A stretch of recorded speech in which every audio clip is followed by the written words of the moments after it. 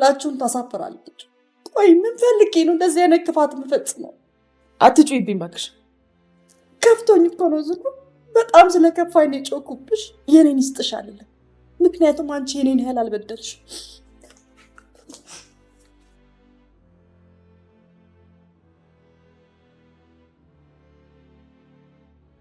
እኔ ግን ይሄ ነገር ውሸት አልመሰለኝም። ዝም ቆይ ግን የሕክምና ወረቀቱን አይታችኋል? አዎ አይተናል። ግን ደግሞ እሱን ብቻ አይተን እንዴት ማረጋገጥ እንችላለን?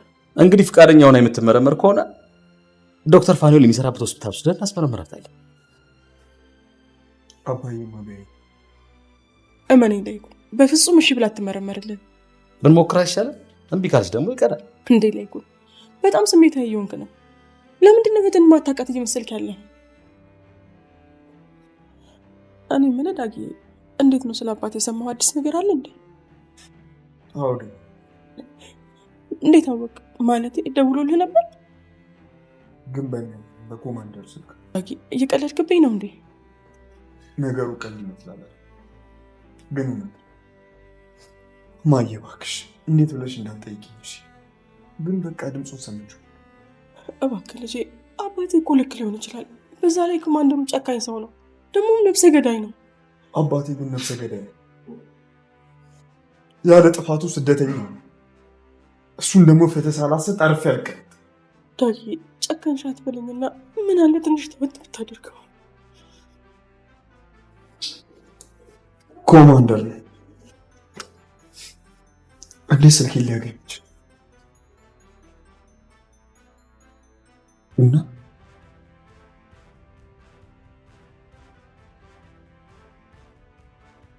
የጩና ስርቆት ያስከተለው መዘዝ፣ የሮማን የካንሰር ህመም ድራማ፣ የኮማንደሩ አስፈሪ ክስ ታሪኩን እጅግ አጓጊ ያደርገዋል። ዳግም በጩና ስርቆት ክፉኛ ተበሳጭቶ ይህ እኮ ወንጀል ነው፣ ሙቷል ብዬ ተስፋ የቆረጥኩበትን አባቴን በህይወት እንዳለ ያወቅኩበት ቢሆንም ከኔ ጋራ መሆን ከፈለግሽ ወደፊት እንጂ ወደኋላ መራመድ የለብሽም ሲል አስጠነቀቃት።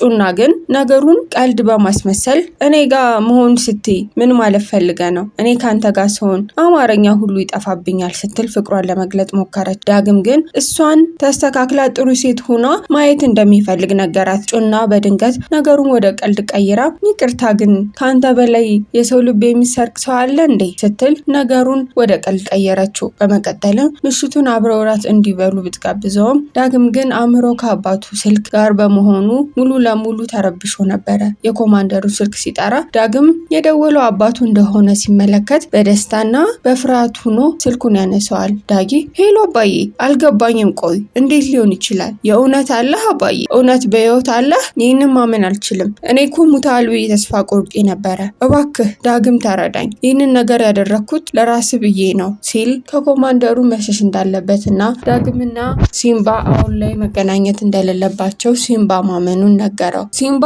በኮማንደሩ ስልክ ሲደውል ልጁ ዳግምን በማግኘቱ ግራ በመጋባት ልጄ ኮማንደሩ ይዞ ነው በሚል ስጋት ጠየቀው። ቆይቶም ደግሞ አሳልፈ ሊሰጠኝ ነው የሚል ጥርጣሬውን አቀረበ።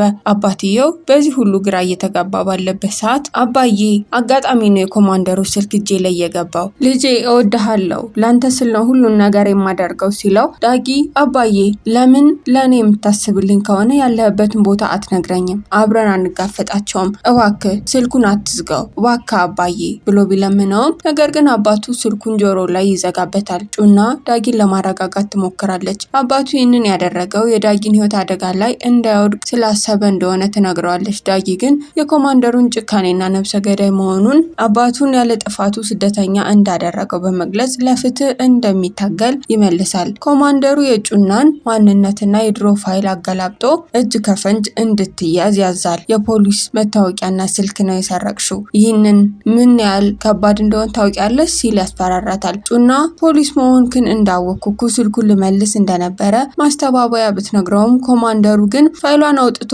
በጥልቅ ወንጀል ያስፈራራታል። ፋይልሽን ሳገላብጠው ለካ ቤተኛ ነሽ፣ አሁን ዝም በይ። ሲጀመር አላማሽ እኔን መስረቅ አልነበረም። ዳግም ነው አይደል ስልኩን ከኮማንደሩ እንድትሰርቂ ያደረገሽ? ወንጀልሽን ከመስረቅሽ ያለፈ እንደሆነ ታውቂያለሽ። ከነብሰ ገዳይ ጋር ነው የተባበርሽው ሲል እውነታውን ያፈርጠዋል። ጩና ግን ዳጊ ከስርቆቱ ነፃ ለማድረግና ጥፋቱን በራሷ ላይ ለመውሰድ ትዘጋጃለች።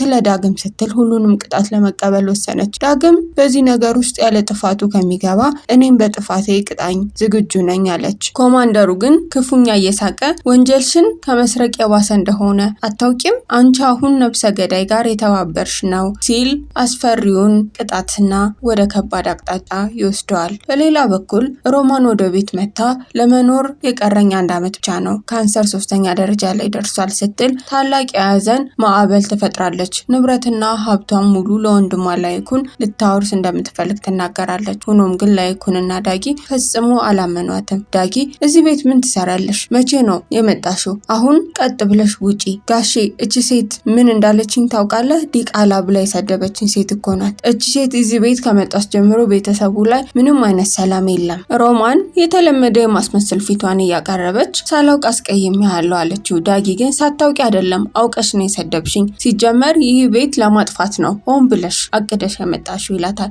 ሮማን የላይኩን እግር ላይ ወድቃ የካንሰር ታማሚ ነኝ፣ ዶክተሮቹ ምናልባት ለመኖር 1 ዓመት ነው የቀረሽ፣ በዚህ የቀረችኝ እድሜ ስቄ እንድሞት ፍቀዱልኝ፣ ሰው አጥቼ እንዳልሞት እባካችሁ ስትል ተማጸነች። ላይኩን ወዲያውኑ ያምናትና ይቅርታ ያደርግላታል። ዝናሽ ግን አላመነቻትም ነበረ። ነገሩ እኮ ሮማን አሁንም ቢሆን እውነቱን ሳላረጋግጥ ምንም ነገር አላምንሽም ስትል ሮማን እውነቱን ካወቅሽ ግን ታዝኝልኛለሽ ስትላት ጠየቀች። ዝናሽ ምንም ቢሆን እኮ ሰው ነኝ፣ እንዴት ነው ታምም ያለው ሞት አለው ያልሽኝ የማላዝ ነው ትላለች። ላይኩን እህቱንና በዝናሽ ያለውን ቅሬታ ለማቅለል ታዲያ ምን ችግር አለው? ዶክተር ፋኑኤል የሚሰራበት ሆስፒታል እናስመረምራታለን ሲል ሮማን ደነገጠች።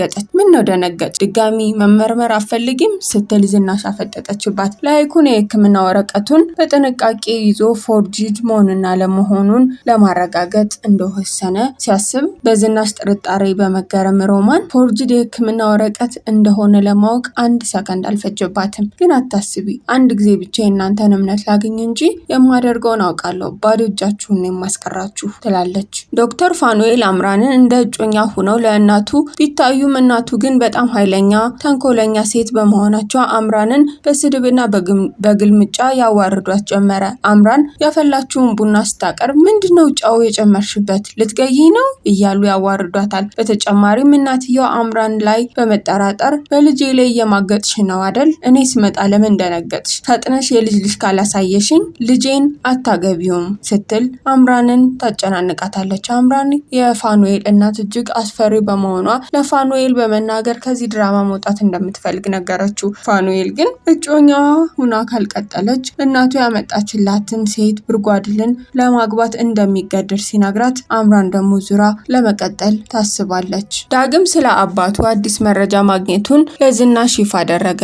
አባዬ ደውሎ ነበር፣ ግን በእኔ ሳይሆን በኮማንደሩ ስልክ ነው የደወለው ሲል ሚስጥሩን ተናገረ። ኮማንደሩ ጨካኝና ነብሰ ገዳይ ቢሆንም አባትየው ግን ከበስተጀርባው ሌላ ትልቅ ሚስጥር እንዳለና ፍትህ ሳያገኝ እንደማያርፍ እየዛተ ዳግም ሁሌም ከአባቱ ጎን እንደሚቆም ተናገረ። ይህ ክፍል በእጩና መያዝና በሮማን የሆስፒታል ምርመራ ፍጥጫ ላይ አብቅቷል። ተመልካቾቻችን የዛሬው የታሪካችን ጉዞ እዚህ ላይ ያበቃል። በቀጣይ ክፍል እስከምንገናኝ ድረስ ታሪኩን ከወደዳችሁት ላይክ በማድረግና ለወዳጆቻችሁ በማጋራት እንዲሁም ሀሳብና አስተያየታችሁን በኮሜንት አጋሩን። በቻናላችን አዲስ ከሆናችሁ ሰብስክራይብ በማድረግ ቤተሰብ ይሁኑ። በቀጣይ ክፍል እስከምንገናኝ ድረስ ደህና ሰንብቱ።